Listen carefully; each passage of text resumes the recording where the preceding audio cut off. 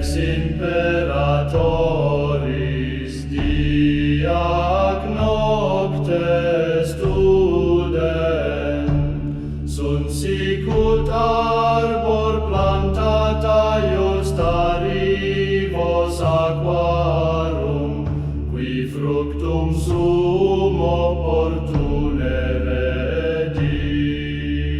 Folia eius numquam arescunt, quid faciunt prosper, sed non impii. Sunt sicut pulvis a vento agitatus, ora eorum plena sunt juramenti. Violentia et mendaci discordia et malum sublinguis sunt.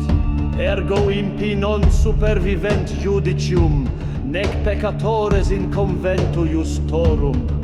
Imperator viam justorum custodit, sed via impiorum in interitum ducit. Beati omnes qui ad imperatorem confugerunt, a me omnes qui malos faciunt.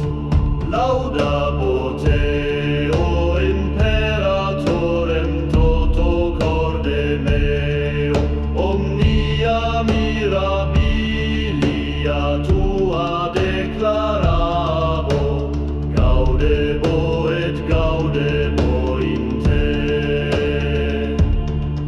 Hymnos nomine tuo canam revertunture inimici mei, offendunt et pererunt coram Teius et causam meam suscepisti.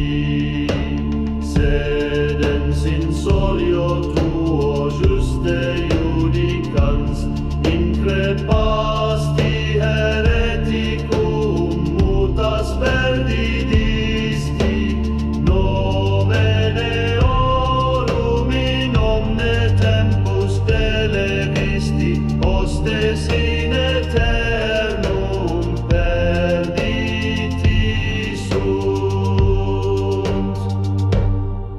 Urbes eorum perdidisti, memoria eorum perit.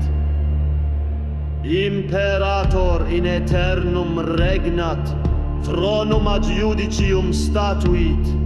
Imperator est, qui mundum justitia regit, qui equitate populos iudicat. Imperium est munimentum oppressis, munimentum in tribulatione, qui nomen tuum honorant confidunt in te, numquam deseris eos qui tequa erunt. O imperator, cantate hymnos Deo in terra sedente, facta sua in terrastra annuntia.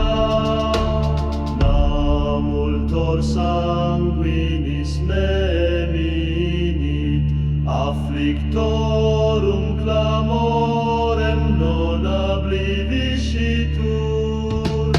Misere mihi imperator, vide quomodo inimici mei me affligant. Solus mea portis mortis tollere potas.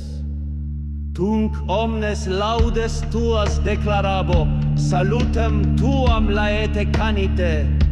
Impii in foveam cadunt, in laceis abscondunt, pescaptus est imperator. In ad